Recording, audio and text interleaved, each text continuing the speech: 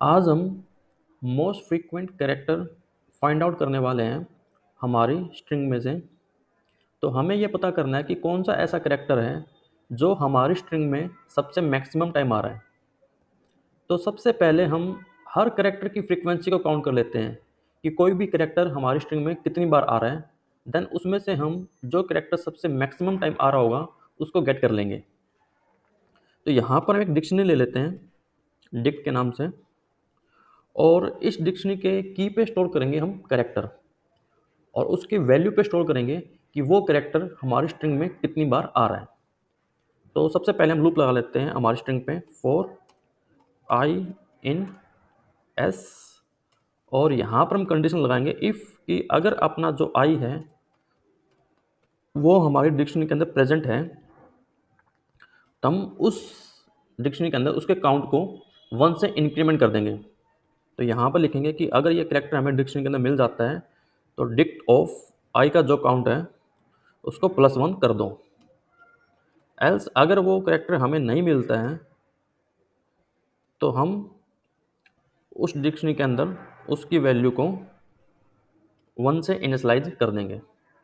तो ये हमें हमारे स्ट्रिंग के अंदर जितने भी कैरेक्टर हैं हर कैरेक्टर की फ्रीक्वेंसी दे देगा कि कोई भी कैरेक्टर है वो कितनी बार आ रहे हैं। देन इसमें से हमें जो कैरेक्टर सबसे मैक्सिमम टाइम आ रहा होगा उसको गेट करना है। तो यहाँ पर हम लूप के बाहर आके एक तो वेरिएबल ले लेते हैं मोस्ट फ्रीक्वेंट के नाम से ले लिया हमने, जिसमें हम हमारा कैरेक्टर स्टोर करेंगे कि कौन सा ऐसा कैरेक्टर है जो सबसे मैक्सिमम टाइम आ रहा है, जिसको हमने ब्लैंक ले लिया। और एक वेरिएबल ले लेते हैं मैक्स काउंट के नाम से, जिसके अंदर स्टोर करेंगे कि वो जो कैरेक्टर है वो कितनी बार हमारे पास आ रहा है हमारी स्ट्रिंग के अंदर, और इसको हमने 0 से इनिशियलाइज कर लिया। देन नेक्स्ट हम अब जो लूप लगाएंगे वो डिक्शनरी पे लगाएंगे। तो यहाँ पे लगाया फॉर, एक तो ले लेते हैं हम यहाँ पर कैरेक्टर, और एक ले लेते हैं काउंट इन, और हमारा डिक्शनरी पे हम आइटम्स फंक्शन कॉल करेंगे जो कि इस डिक्शनरी में से एक आइटम को उठा के हमें दे देगा। अब आइटम क्या होता है, यहाँ पे जो की एंड वैल्यू पेयर होता है डिक्शनरी के अंदर एक सिंगल, उसको हम एक आइटम बोलते हैं। तो ये हमें एक आइटम देगा।